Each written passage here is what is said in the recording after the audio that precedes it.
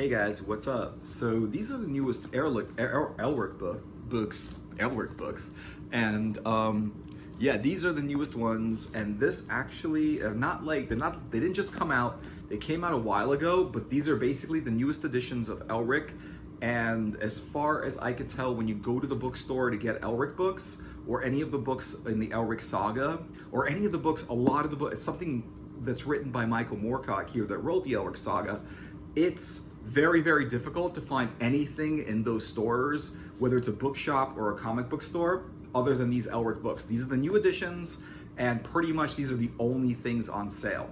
So these are kind of cool. I thought at first like how cool these were, and the illustration isn't bad. It's accurate to the character, and this illustration was done by John Piccaccio, which is, I've never heard of him before, but I heard of him first when he did the Elric book, and then after that, I kind of heard from him near there, and he does a lot of other fantasy art. But that's the first time I heard of him when he did the Elric books, and I think Michael Moorcock or one of the publishers wanted him to do it. I think he did a good job, so it wasn't too bad. So here we go. These are the new books, the new editions, and you can see Michael Chabon, I think the guy's name is. It will say about here, it says the greatest writer of post-Tolkien British fantasy. So what he's talking about is post-Tolkien British fantasy was like, he said this is the best writer after Lord of the Rings. I personally think this is better than Lord of the Rings. I completely think these are way better than Lord of the Rings, but Michael Chabon says post-Tolkien. I can understand why a lot of people like Tolkien and Lord of the Rings and The Hobbit and all those stories. There's just a lot of people who like them, but I think that. And then on the back also you got something by, from Alan Moore, who's the creator of Watchmen, V for Vendetta, Swamp Thing.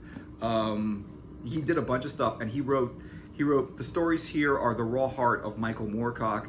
They are the spells that first drew me and all the numerous admirers of his work with whom I am acquainted into Moorcock's luminous and captivating web. Well said, Alan Moore. Yeah, so cool. And there's another one here from the Encyclopedia of Fantasy, which I didn't know that it was a thing. The most significant UK author of sword and sorcery, a form he both borrowed from and transformed. Yeah, absolutely. He didn't create sword and sorcery, the genre, but he made it really good. He made it like great. He leveled it up totally. So how are these books individually, and how are they different from the other Elric books? Before the Elric books, they were like thinner. See, these are these are thick, but these are a little bit more expensive. At the time, they were going for $15 US. Canada, they were going for $17. And these have a lot more content here than, and these are about Ballantine books. So, and they have a lot more content than the older, thinner books, because the older, thinner books is like 1/3 of this size. And I'll just tell you, like, there's 4 of these as far as I know. There might be more, but I stopped buying them at 4. Just because I just thought that it was just a little bit unorganized, and I was finding it hard to find what stories to read in what order. And a lot of these stories are not the original Elric Saga, and they're just like stories from other Elric stories. Like one was from an Elric comic book called Duke Elric, and another one was from just like some other thing that was not actually in the original story.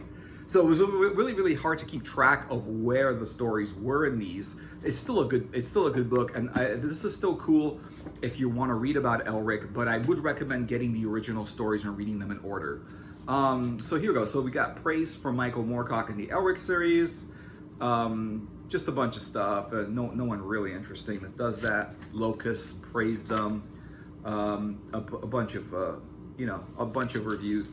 And so the first one is Elric, Stealer of Souls, which is cool. So this is basically Chronicles of the Last Emperor of Melnibone, Volume 1. And this is the black and white version of the cover, which is cool. So they have the black and white version of that. That's awesome. Illustrated by John Piccaccio. I think I'm pronouncing his name right. Volume 1, The Chronicles of the Last Emperor of Melnibone.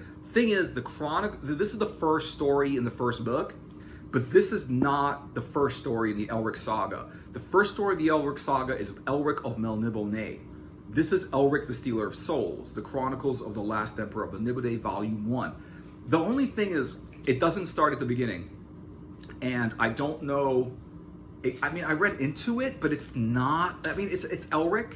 It's definitely the Elric stories, but it's not the Elric timeline. It's not the same thing as what was written in the other Elric books. And on here, they have all of Michael Moorcock's writings. So if you want to check more of these out, he's really popular in the UK. When I was in the UK, there was a lot of books in Waterstones and a lot of their bookshops that had Michael Moorcock books. He was prevalent.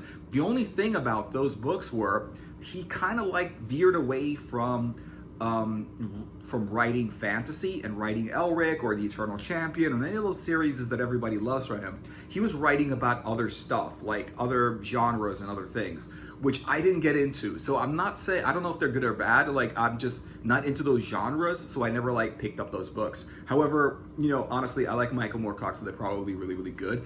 But I do like Michael Moorcock's fantasy stuff. I've read Michael Moorcock's other fantasy, non-fantasy stuff, some of his Elric stuff that wasn't fantasy. It was just like modern Elric, or Elric was not in a fantasy setting and whatever. He was a little bit, he was in an incarnation where he wasn't Elric of Melnibone, he was some other character. And I couldn't really get into it because it wasn't fantasy enough, I think. And I really wanted fantasy when I was reading that. And so yeah, so here we got some contents in what's inside this book. Just gonna quickly go through these because so you know what's in here. At the beginning, blah, blah, blah, the Stealer of Souls. Okay, so the Stealer of Souls has the Dreaming City, Where Gods Laugh, Stealer of Souls, King of Darkness, Caravan of the Forgotten Dreams. The only thing is about all of these parts in Stealer of Souls is that these chapters are really, really small and thin. But generally saying, Stealer of Souls goes from page 9 to page 203, which is about the length of your average Elric story. Now it goes into Stormbringer. Stormbringer is like later in the series, and it's definitely not like, I don't know if it's like the second book or it's later on in the series. I think with the original lineup, Stormbringer was like way further in the, definitely not in the beginning of the series. And they've got that one. And then they've got a bunch of others. So Stormbringer is going from page 213 to 435, which is about the size of like the old Elric books, which are about 200 pages. And they're really great reads. And then it's got letters and miscellany. So miscellaneous stuff for the next like 40 pages by Michael Moorcock. So yeah, and that's pretty much it. It's got a foreword by Alan Moore, The Return of the Thin White Duke. You know, if you guys like Alan Moore, there's a foreword from him, a short one. It's a few pages long, from him. Northampton, 2007 is when he wrote this. And then you got introduction. I'll just like show you. Now it's got some like nice, interesting illustrations on the inside, which are pretty cool. And you know, so that's actually really good because the original stories did not have illustrations inside. But here they put some black and white illustrations in, and they're pretty cool. And oh, this is a nice one. Wait, you gotta see this one. That's cool. That is a real Elric. That is an Elric illustration. That should have been on the cover. Just saying, man. That's awesome. I'd love to see the full color of that. That should have been on the cover or one of the covers. That is nice. I don't know why they put that inside in black and white. That deserves the full color portrait of that. So anyway, so here we go. We got Stealer of Souls. We got just a bunch of stuff. Inside here, this is weird. You've got like these weird like science fiction magazine things. And I don't know how science fantasy and whatever. I don't know how, I don't know if that has anything to do with, I don't know if this, this is all other Michael Moorcock works. And that's why they have that in here. That's a really old picture of Elric. That's the Stormbringer picture and stuff like that. So I think when they started Stormbringer, they put the pictures in there. And then you have Stormbringer. Now, the thing, I don't know. I heard Stormbringer was the second book, and then I heard Stormbringer was further on. When I was reading it, Sailor on the Seas of Fate was the second book that came out. And Stormbringer was like one of the last books, if not the last book at the time that I was reading it. And yeah, so that's it. So that's pretty much what they have. 2 Elric stories, Stealer of Souls and Stormbringer, but they're not the beginning. They're not like, if you're new to Elric, I don't know if you can really read this. You really should read Elric of Melnibone as the first book so you understand like who Elric is, where he's from, what's going on with the rest of the story, because it does set up the rest of the story. Without that, you don't know who the good guys are, what his personality's like, what Melnibone, where he's from, all these different things. You don't know who they are if you don't like read the first story. Second one, To Rescue Tanalorn. That's cool. This one is done by Michael W.M. Kaluta. He did some of the older Elric art before in some of the other books. This does not look like the art that he did last time, but it's cool. I mean, he changed his art a little bit, but I still like it. And of course, you've got Michael Chabon on there. You've got some other guy in the back recommending it. And this was also like $15 at, and it's all, I don't know, it's in Canada, it's like 17, I said. So in this one, what's interesting about this one is To Rescue Tanalorn. So To Rescue Tanalorn is also not part of the original series. And that's the thing about these books, is this is like To Rescue Tanalorn, Chronicles of the Last Emperor of Melnibone, Volume 2. Now, in the original story, this was not Volume 2 of the original thing. In fact, To Rescue Tanalorn was not even part of the original story. So I don't know where he comes out with this, but you've got contents which are different than the first book. So we got the Eternal Champion, To Rescue Tanalorn, The Last Enchantment, Great Conqueror, blah, blah, blah, a bunch of stuff. So this is just like a bunch of things. These are all supposedly Eternal Champion. This is supposed to be like all Elric stories, but the thing about it is none of these are in the original series. So that's the only thing. So To Rescue Tanalorn, it's not even that long. Here's some of the art on the inside, which is cool. That's not Elric, but so you gotta like, I mean, there's Elric in these stories, but it's not really the Elric Saga in the original thing. However, it does seem to be about Elric and stuff like that. Great art though, nice art on the inside. That's really cool. And just flipping that up a little bit, Master of Chaos, Earl Olbak. So a lot of these are not about Elric, is the thing. And even the stuff that is about Elric is not part of the original Elric Saga. And I was trying to read this, but for some reason, like these books, I just couldn't get into them so much. They just didn't. Here's another one, Elric at the End of Time, on the back of the book. Elric at the End of Time was written after the last book was written. And it's like the last Elric book, basically, after, all the Elric books. And the thing about Elric at the End of Time is it's the last book. And this is basically the second book that came out. This is volume 2 of the 4 books that came out. There could have been more than 4, 5 or 6 books, but I only have 4 because I stopped at 4 because I just found these were not really Elric Saga stories, and they definitely are they're told out of context, they're told completely out of order. So I really recommend these. Like if you've already read the Elric Saga, so you might want to read these because they're additional books. But if you haven't read the Elric Saga yet, it might be hard to actually read them from these books. I don't know. I guess it's different from everyone, but who knows, right? Here's another one. This is the 3rd book. So this is The Sleeping Sorceress, and this is the 3rd volume, and the illustrations by Steve Ellis. So that's actually pretty cool. And yeah, and in this one, they've got some interesting, they've got some interesting stuff here. Of course, they've got the original painting in black and white.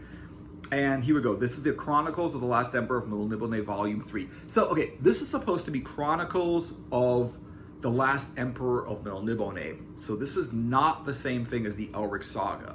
These are, even though the stories are the same, Elric at the End of Time was part of the original Elric Saga. So what they did was they shook it up a little bit. They kind of mixed it up a lot and redistributed, and resold these books in a little bit of a different way, in a different order. They put stuff that was not, okay, here we go. in this third book is Elric of Melnibone, the first story, okay?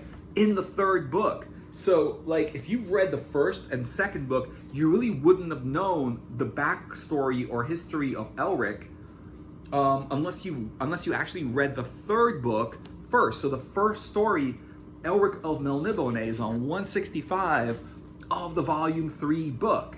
So we got Sleeping Sorceress, which is like, this is what the book basically says is the main story. But then you go in there and you're seeing, you have Elric of Melnibone in the third story. So while the books are cool and there's other stories in here, they're completely out of order. Completely. I do like the stories on the inside, but they are out of order. Like, you would have to seriously like buy all of these or already know the story to read these. If you're new to them, I think Elric of Melnibone is the first story you should read, and that's in volume 3 of this book. However, I would just recommend not, just getting like the thinner books. The only thing about these books is right now in the stores when I was buying these, this was the only Elric books available, like, at all. They were just these stories. So you could not really get, really get in the original books, in the original order, what says volume 1, 2, 3, 4, 5, there was like 7 or 8 of them and stuff like that. You really couldn't get that. This volume 4 I thought was cool. It's Duke Elric. However, Duke Elric was originally, according to the book, it's by this illustration's by Justin Sweet. But Duke Elric, according to the book, that was it was originally a comic book, and now he basically wrote the story from what was originally a comic book. That was Duke Elric. And obviously, like, if you flip through here, oh my god, did I draw that? Jesus, I'm not sure. You got another really cool black and white thing. Illustrate, and then this is basically Chronicles of the Last Emperor of Melnibone, Volume 4. Chronicles of the Last Emperor of Melnibone is not part of the Elric Saga's original story. So I don't know. I've got to read all of these, and I don't think I think it's Elric, but it's a completely different Elric story. And on the inside, what this has is Duke Elric. Let me see the contents, and I'll show you guys what's going on in here. It doesn't even have the contents. Oh, here we go. No, that's not contents. There's just like other stories. Come on, content. Here we go, contents. Okay, this one has Sailor on the Seas of Fate. This is number 4. This is the Duke Elric one, has Sailor on the Seas of Fate. Sailor on the Seas of Fate, however, oh yes, they have it. They have a legit from page 10 to 163. Sailor on the Seas of Fate, which is like the second story. Okay, I know they were written out of order, and there's like debate what's the second story, whether it's that or something else. But as far as the way I read it, Sailor on the Seas of Fate, I read it as the second story, and it made sense as the second story. So we got Sailor on the Seas of Fate, and then we got Duke Elric, which was, I tried reading it, but it was adapted from a comic book into a novel, and it was kind of like very, very, I thought it was clumsily adapted. I didn't think it was a real good read, but there's a cool illustration here. I didn't think it was a great read or anything like that. And yeah, so we got these. Now the thing is, okay, you can read the Elric Saga in these stories, in these books, but they are completely shaken apart. They're completely like out of order. They're completely mixed up. Great paintings though. They're completely mixed up. They're in whatever order, but the only thing is, like, these books are all they have now at the bookstore. So it's like you get these or you don't get any of them. So yeah, but try to get the original stories because I like those better. These Duke Elric, these Emperor Last Chronicles of the Emperor of Melnibone are a little bit different. And the original stories, there's only a few of them. There's Elric, there's the Sailor on the Seas of Fate, and Elric of Melnibone. So let me know what you guys think in the comments about all this, and like and subscribe to my videos, and share the video with your friends if your friends are into this too. And I will see you guys in another video. Take care. Have a good night. Laters.